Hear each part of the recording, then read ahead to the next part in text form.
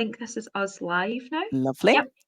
So I just want to say welcome to our MSc pre-registration nursing webinar. So a warm welcome to you wherever you are in the world and whatever time it is that you're joining us. So we are so pleased that you've joined us for this really informative session. My name is Hannah Bennett and I am the Recruitment Conversion Manager for the School of Health and Life Sciences here at Glasgow Caledonian University. Today, we're also joined by Ingrid Rutherford, who is the Programme Leader for the MSc Pre-Registration Nursing Programme at GCU. So Ingrid will be delivering a short presentation to give you a bit of an insight into the programme, followed by an opportunity for you to ask any questions that you may have at the end. So feel free to post your questions at any time using the public chat, and we'll do our best to answer as many as we can during the Q&A session. Just a quick note as well that today's session is being recorded and we will share the recording and presentation slides with you afterwards, so you'll have everything that you need to refer back to. So I will now hand over to Ingrid, so thank you very much. Hi there. Thank you so much, Hannah. So welcome everybody to our webinar that allows you to find out a little bit more about the MSc Pre-Registration Nursing Studies here at Glasgow Caledonian University. I'm going to give you an introduction to the programme, a bit more information about the programme and some of its content, just to give you some ideas about what you might be joining as a successful applicant in January. Okay, so I'll make a start first of all by saying that the Department of Nursing and Community and Public Health at Glasgow Caledonian is part of this vibrant multicultural university that is really a centre of excellence for research. It has partnerships around the world and really it's a place that really comes top in lots of aspects of health and research across the globe in terms of its impact. So the Department of Nursing, Community and Public Health is part of the School of Health and Life Sciences, and we deliver the MSc in pre-registration nursing. So that pre-registration nursing programme, the MSc one that's underlined on the screen there, the MSc Pre-Registration Nursing Studies is an accelerated route towards registration as an adult registered nurse in the UK. It has one intake a year, it's in January, and unlike the BSc Nursing Studies or the BSc Nursing Studies Honours, this is a shorter route into the programme, but it still meets all of the standards and requirements that allow someone to register with the Nursing Midwifery Council in the UK. So it takes 2 years and 4 months to achieve the MSc, and that is still obviously a long period of time, but it involves 4,600 hours of preparation. What is different about this MSc versus other ones such as the Masters in Public Health or other ones like that is the combination of it being a professional qualification in combination with a master's qualification. So the MSc route, what I would say is that it offers graduates from any background an opportunity to transfer their graduate skills and really harness them, gaining a master's degree and that professional registration with the NMC. And what makes us probably very unique, absolutely unique in the UK, is the fact that we take graduates with any professional background. You don't have to have a science background because we accept that honours graduates from any field bring valuable skills as graduates into the programme, and we support your development in the art and science of nursing. So if we think about the MSc programme in general, it really is looking to develop graduate nurses who can deliver the high quality care that everyone deserves. And so that means person-centred, it means safe, it means effective care, working interprofessionally and in a cross-agency way to make sure that people who are in our care get their needs identified and met no matter how dynamic they are or how complex indeed they are.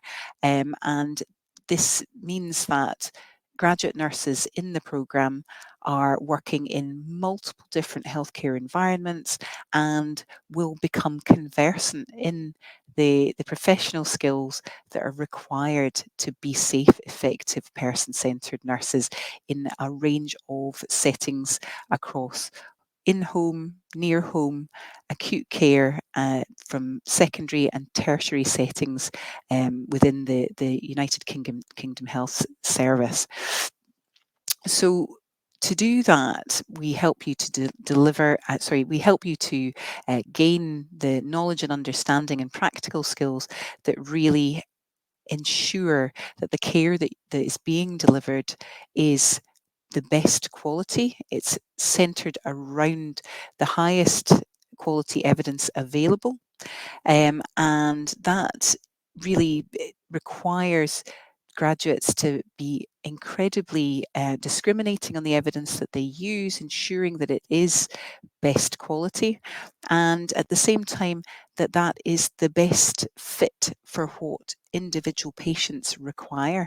So people in our care, they are at the center of our care, and we need to involve them and to work in partnership with them to ensure that care is right and meets their personal values and their personal needs, rather than being tailored purely around the evidence that exists.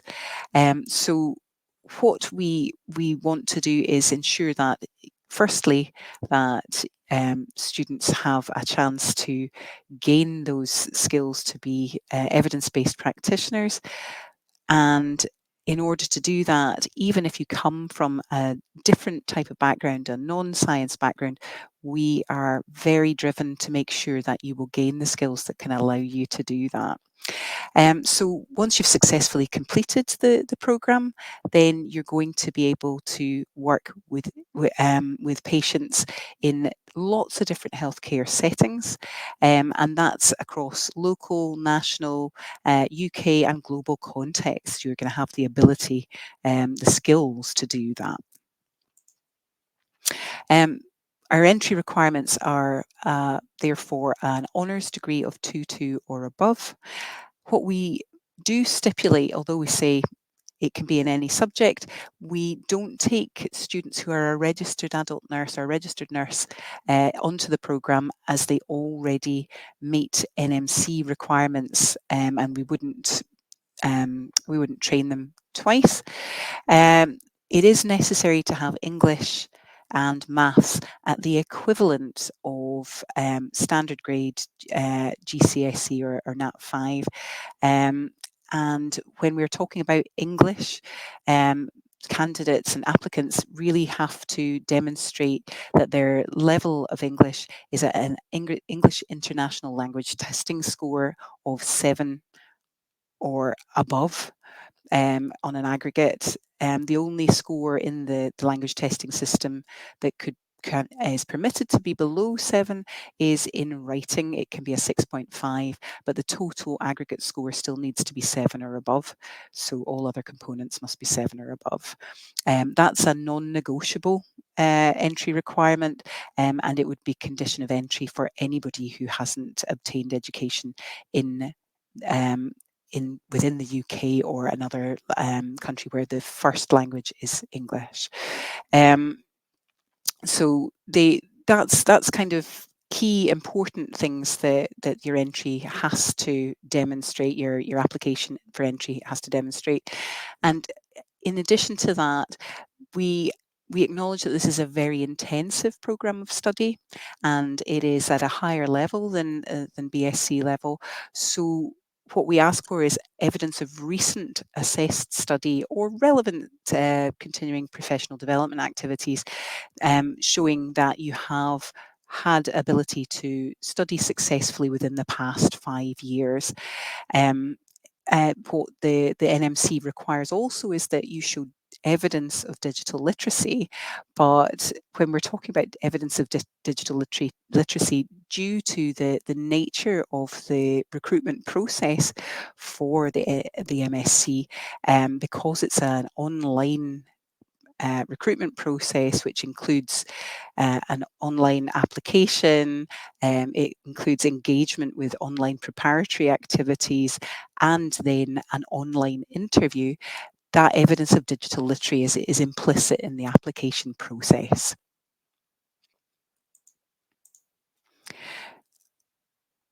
Once the MSc is completed, 28 months after that January start, then all candidates will become registered nurses with the Nursing and Midwifery Council.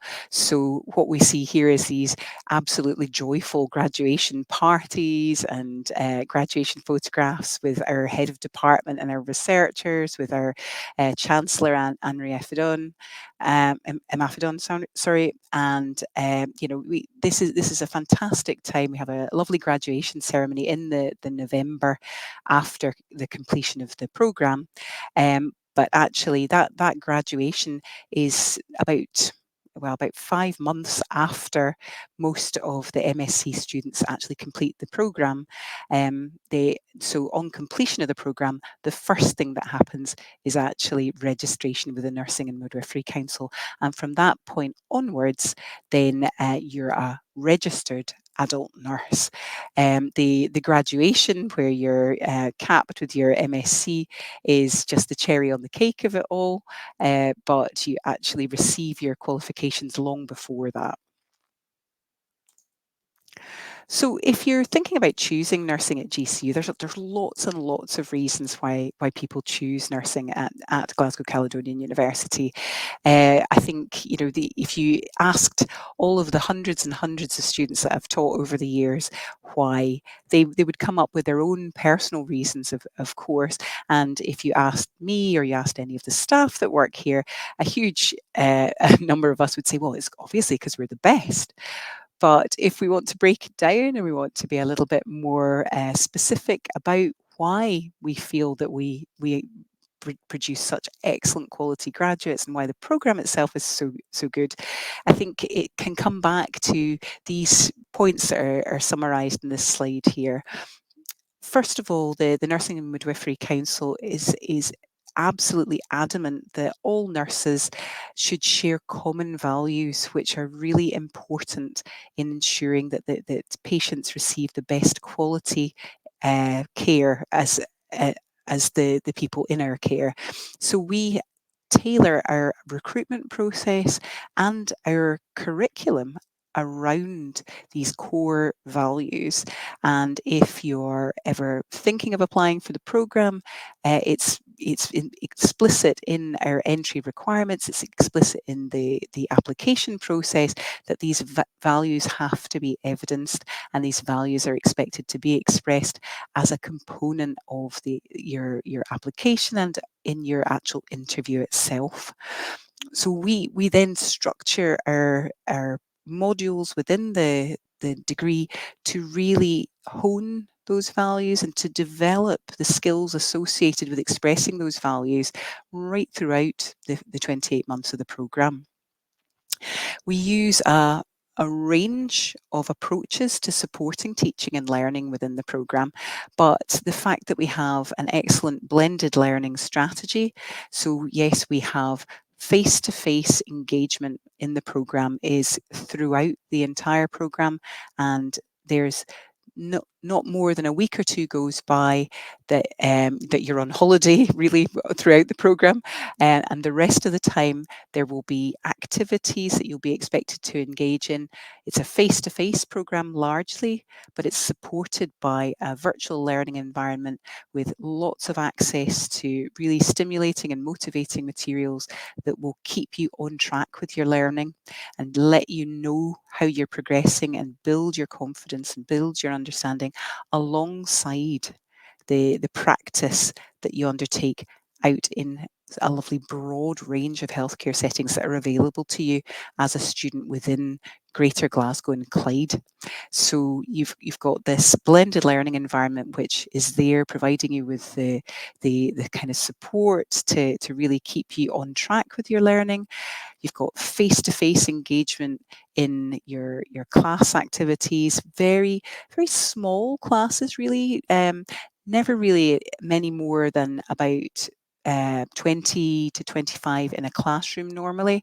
And then we don't have these huge, large group sessions that certain other professions have, but no, we tend to go more in small group learning.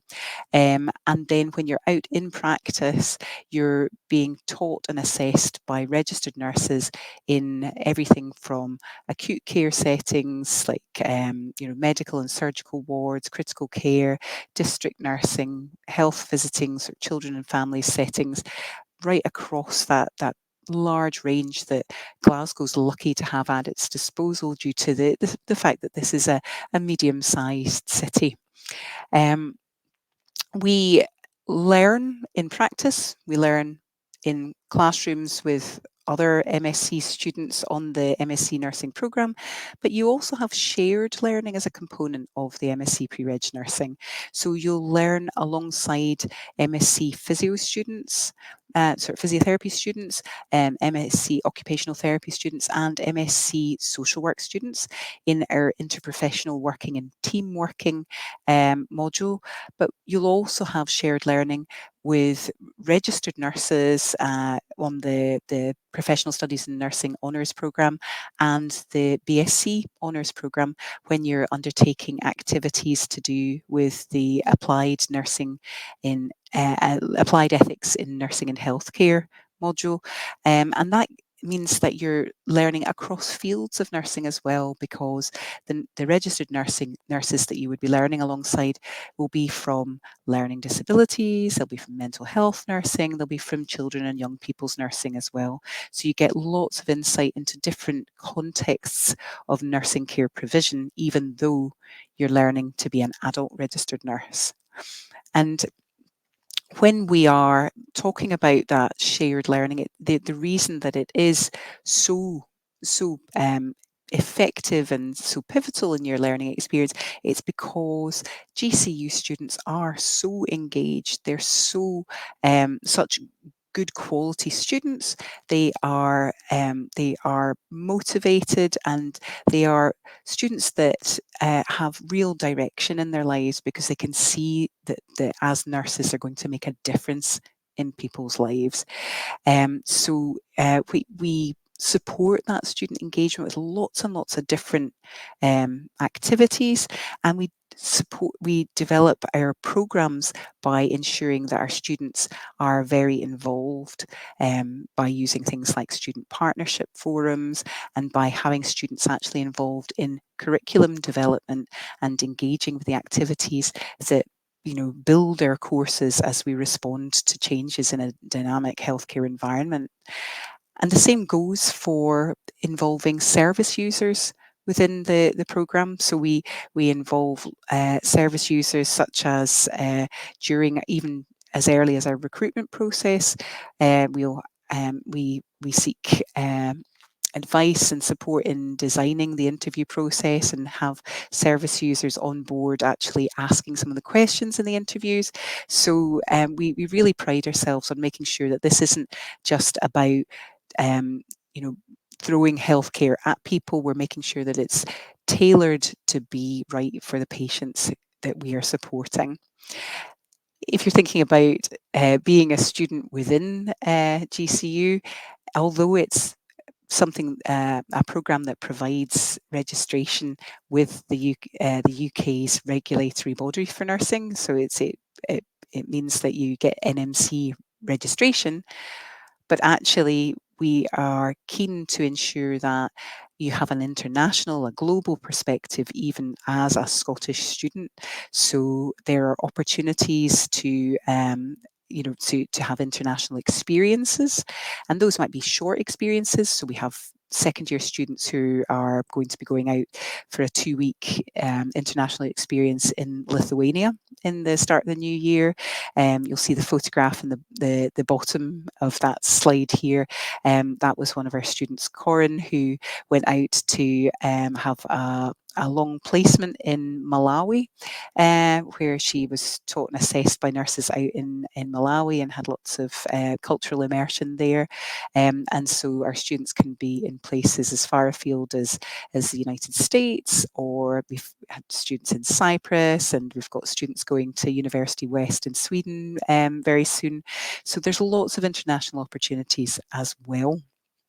And even while you're in university, there are volunteering activities and extracurricular activities that can prepare you for volunteering work abroad. And so there are charity and third sector international experiences that may also be available to you. However, as it is quite an intensive program of study, I sort of mentioned relatively early in the presentation here, there are not a lot of holiday periods where non-nursing activities are going to be available to you. So short volunteering activities and short extracurricular activities in the holiday periods are available to you. But we'll go on to talk a little bit more about the structure of the programme as we go through the next slides.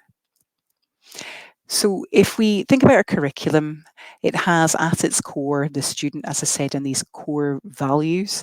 And the Glasgow Caledonian University common good values are really central to this. So everything that we do, we hope, expresses these core values that are central to nursing and to healthcare, but also help to promote the well-being of the world in which we live. So those core university values are there.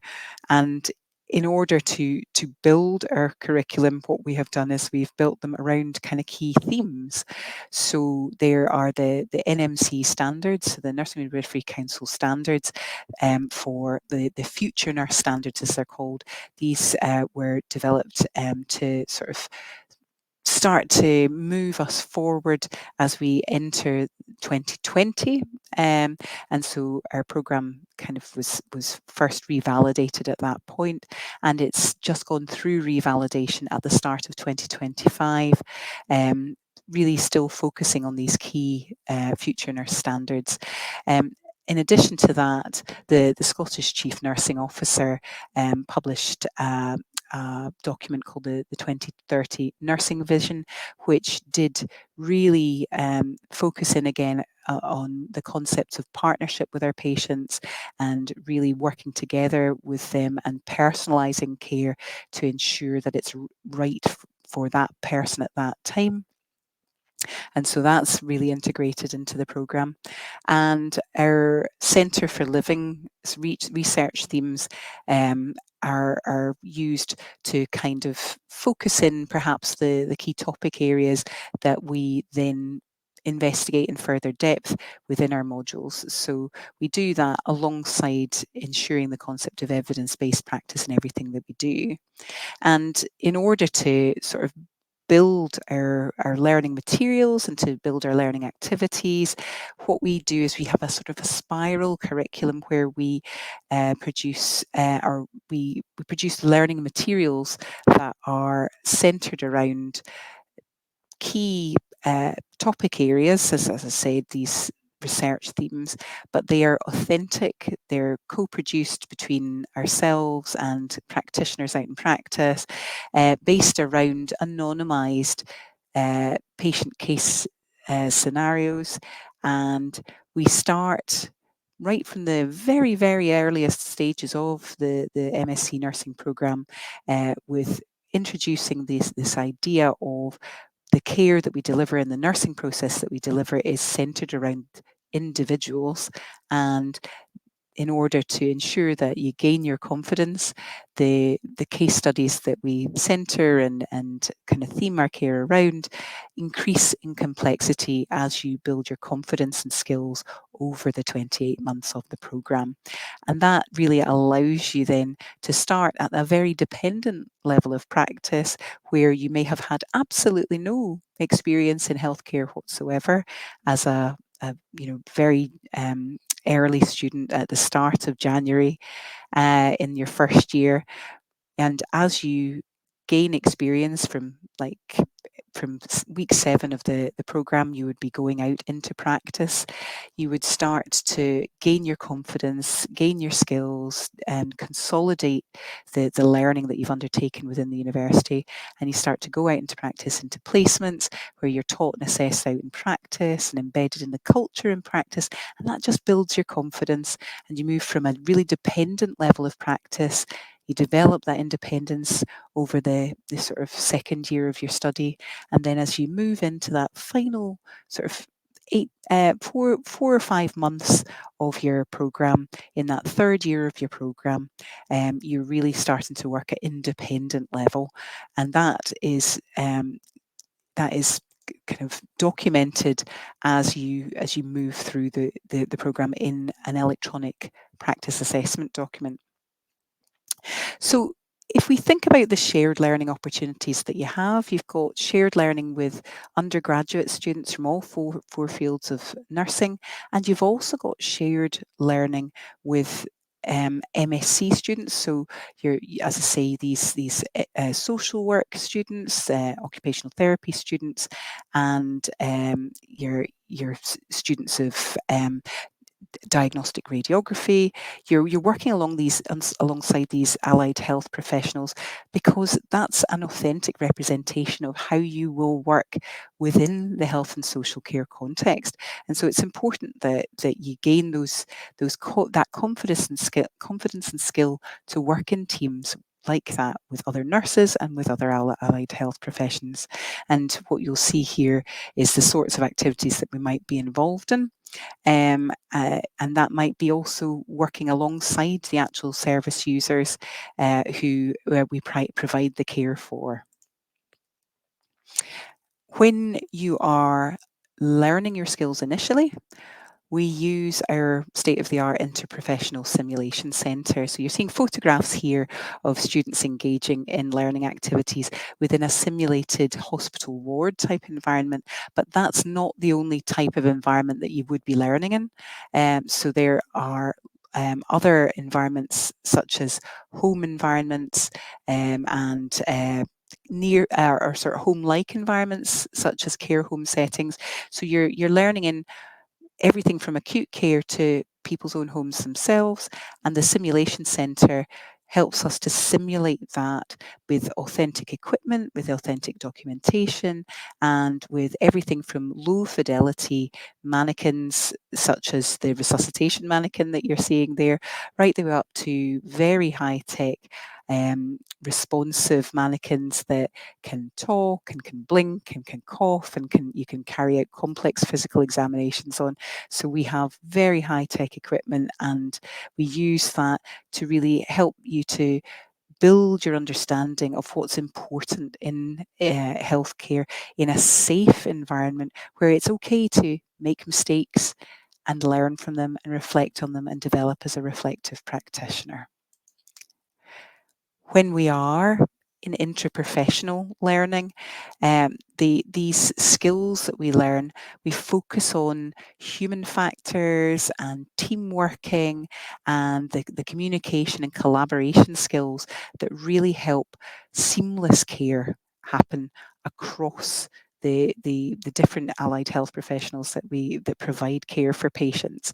So we do that so that it starts right from the very beginning of your time, just as you're finishing what we call part 1 of your program. So in that, it happens in the first year of your program, you're already thinking, right, I've adopted a professional identity, I understand my own role and how I fit within healthcare and within social care, and now I'm developing my understanding of other people's professional roles. So it's a key selling point that I would say we have of the MSc program here, is that we're part of this larger school of health and life sciences, which allows us to work with these other pre-registration MSc students. And similar types of modules are available to the BSc students on their program in the pre-registration program, to sort of mirror what we're doing, as it is so central to ensuring the highest quality of care for the people in our care. I said that we had quite an intensive programme of study in the MSc, and this academic year starts to give you an idea of quite how intensive. So your very first day of the programme would be in January. It would, I think it's the 19th of January is the first day of induction in 2026. So the January trimester is trimester B, and you would study from January to April. It would be a 12-week period of study, 6 weeks intensive lectures and seminars and skill simulation skills laboratories for the first 6 weeks, followed by a 6-week practice placement that would be would still have 1 day a week in the university, and so that would go until April. There would be a short assessment period directly after that of 2 weeks, short holiday, and then in May you'd be back in to practice full time, 40 hours a week, right the way through until the end of August, from May till August.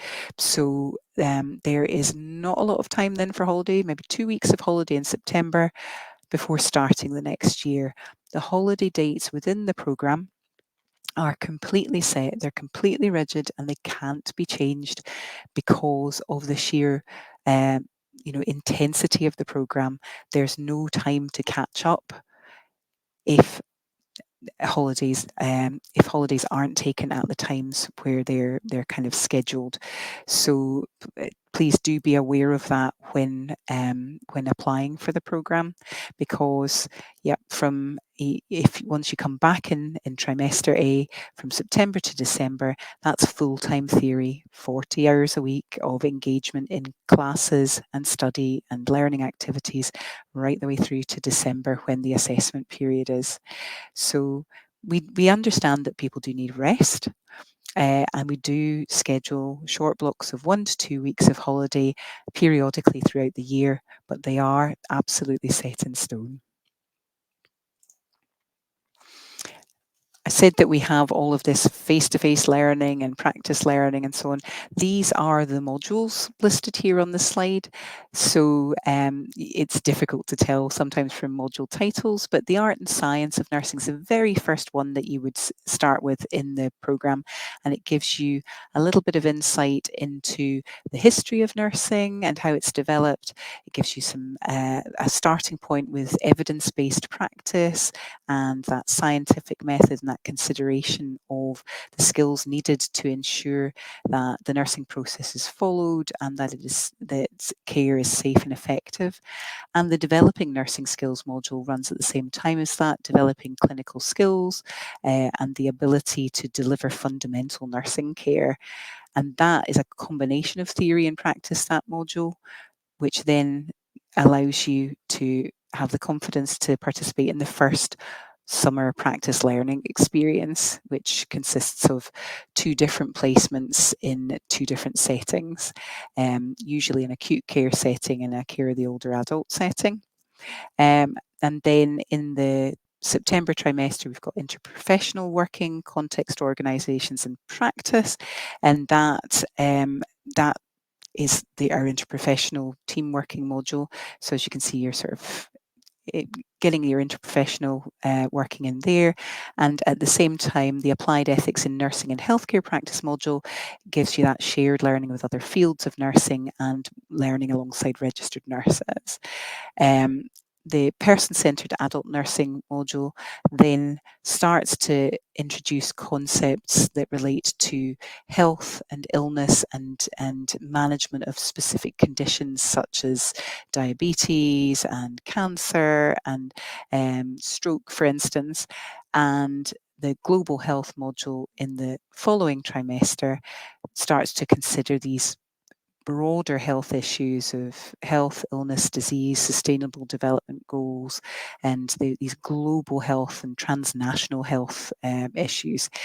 The Enhancing Nursing Skills module is a second year module that starts to deliver more complex nursing care and allow you to practice that through simulation and then out in a practical setting in settings such as district nursing and nursing out in community settings and in people's homes.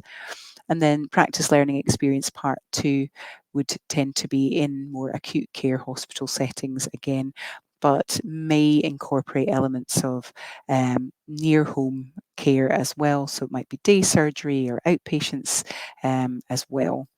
And then going into your final stages of nursing, there's a leading and managing complex care in adult nursing module, which then looks at identifying deterioration in patients and ensuring that we can identify and manage complex issues with patients as you're getting towards building your independence as a registered nursing practitioner.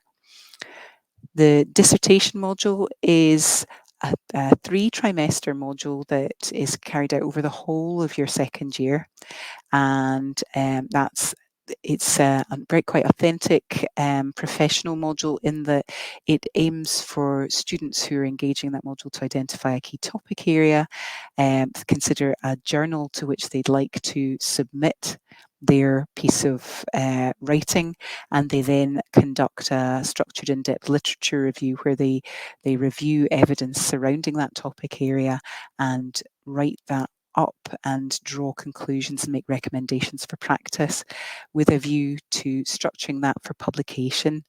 And there is a presentation that goes alongside that, so that the student on the MSc program really lives and breathes their dissertation. It's really important to them, and they know their topic area inside and out, and it's preparing them for professional practice. So it's really authentic sort of nursing topic areas that they cover. And alongside that, they're preparing for their final period of nursing practice. So there are 2 final placements in the final kind of 5 months of the programme. So everything right up until the dissertation is in the first 2 years of the programme. And this programme, the final 5 months for international students, what I would say is, although these are 5 months of practice, there are no fees associated with them. It's only 2 years of fees that are paid for the programme. The final 5 months, the students are taught and assessed out in practice, and no fees are charged for that time. In that time, you would go out into a critical care setting, intensive care, high dependency, something like that, and then into a final nursing placement, usually an acute care nursing placement of some description, rather than a community one for that final placement. What you'll see is it's very intensive, and practice learning is 50% of the programme, and that's a Nursing Midwifery Council requirement. So you will have 21 weeks of basically full-time practice in healthcare settings in year 1, 22 weeks in year 2, and 18 weeks in year 3. And these are across the broad range of settings that are available to you, but they're all within Greater Glasgow and Clyde. And they're all arranged by the university, and that they are coordinated to ensure the variety and breadth of placements that is required by the Nursing and Midwifery Council to validate your programme experience. While in clinical settings, you'll be taught by practice supervisors and practice assessors who are registered nurses, usually adult field registered nurses, especially once you're into year 2 or year 3. And they are supported in their role by practice education facilitators, so expert educators who support them with the teaching and assessment process. And your education is documented in a practice assessment document, an electronic practice assessment document, which is used across all the years of your programme.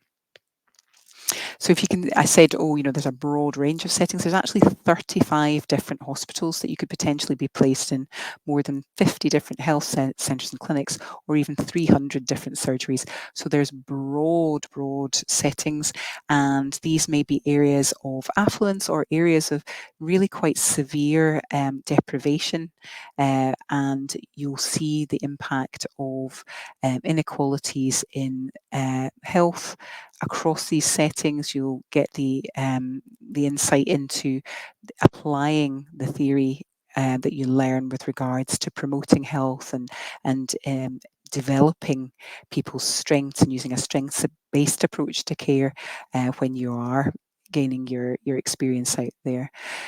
When carrying out adult nursing care, you will be supported in developing the skills to ensure that you can provide appropriate levels of care for all the people in your practice area, and that will include fundamental nursing care such as intimate care, washing, dressing, feeding, and providing personal hygiene for all genders and across the lifespan as well. When you are out in practice, it is expected that as a student you would mirror the shifts of the registered nurses who are your practice supervisors and practice assessors. You would be on shift with either your practice supervisor or assessor wherever you are working with them. And that means that depending on where you work, you may be doing 12-hour shifts, such as from 7 o'clock in the morning to 7 o'clock at night. You may well be working weekends or public holidays. You may be required to undertake some night shifts if your practice supervisor or assessor is working them.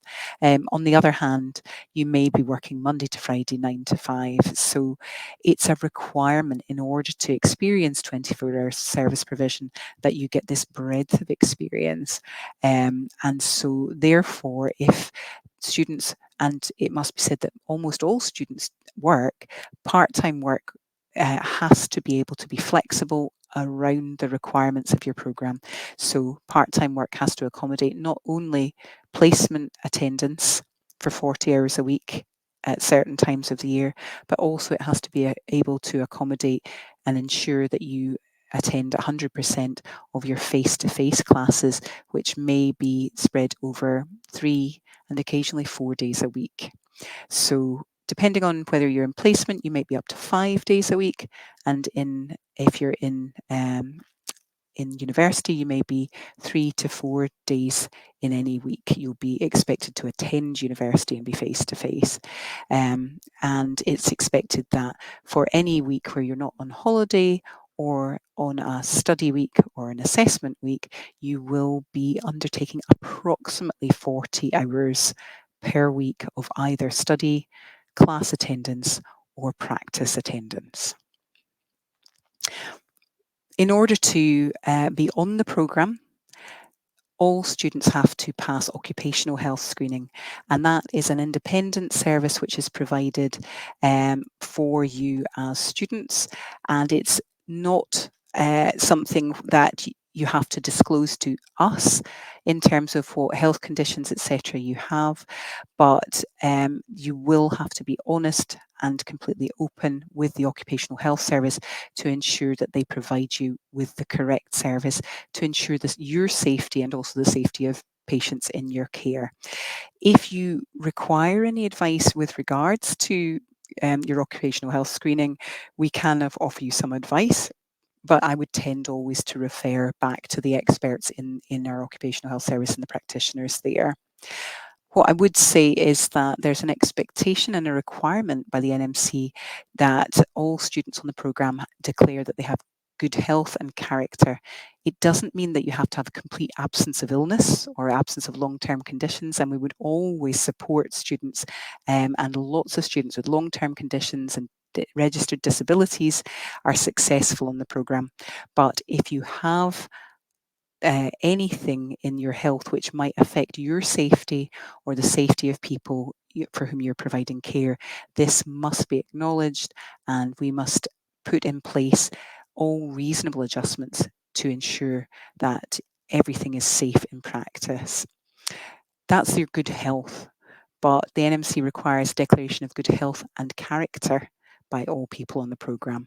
And that means when we're talking about character, we're talking about your brushes with the law.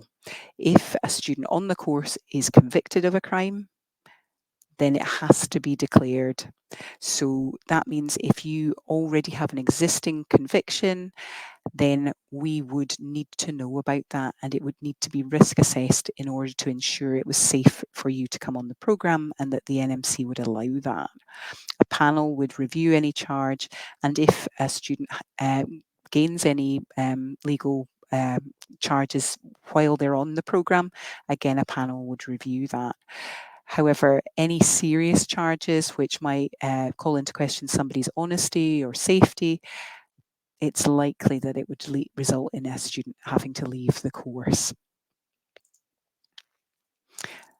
In order to ensure that all charges and all kind of convictions and all brushes with the law, even to the point of police cautions, are brought to our attention, every student on the programme is part of the Protection of Vulnerable Groups scheme, which means that we ask that students disclose any charges to us as soon as possible, and they're considered on an individual basis. And we use the Disclosure Scotland process to ensure that any legal notes on a person's record are brought to our attention. So that means any charges that have been received on a legal basis by students or applicants for the programme will be brought to our attention, even if they aren't brought to our attention by the student. And if these charges appear and a student has not actually stated that they have this legal record, then that would normally mean that any offer that had been made will be withdrawn. I make it sound like this happens all the time, but I promise it's not too regular a basis. But what I would say is be thoughtful about your application process. Now, I said if we're talking about good health and character, we always would support students, and we would make any reasonable adjustments to support students to be successful. We focus on ability rather than disability. So we always want to make sure that you meet your potential as students on the programme. So we have lots of students with neurodiversity, with dyslexia, with physical disabilities as well, and we would focus on ensuring that you have the best opportunity to be successful in the programme. Reasonable adjustments are made to teaching and assessment, and even within clinical practice, but you still actually have to meet the same assessment criteria. So you still have to meet these platforms, proficiencies, and learning outcomes exactly the same, no matter what your abilities or disabilities are, in order to meet the Nursing and Midwifery Council requirements for future nurses. So what I would recommend is that all applicants are always realistic about their capacity to provide safe and effective care, especially for the vulnerable individuals for whom we'll be responsible as registered nurses. We're nearly at the end here. So what I'd like to do just at the end is say to thank you very much for coming along to the webinar today and for being interested in the programme. And if you have any questions for us, please just fire away. We've got about just over 10 minutes left in the webinar.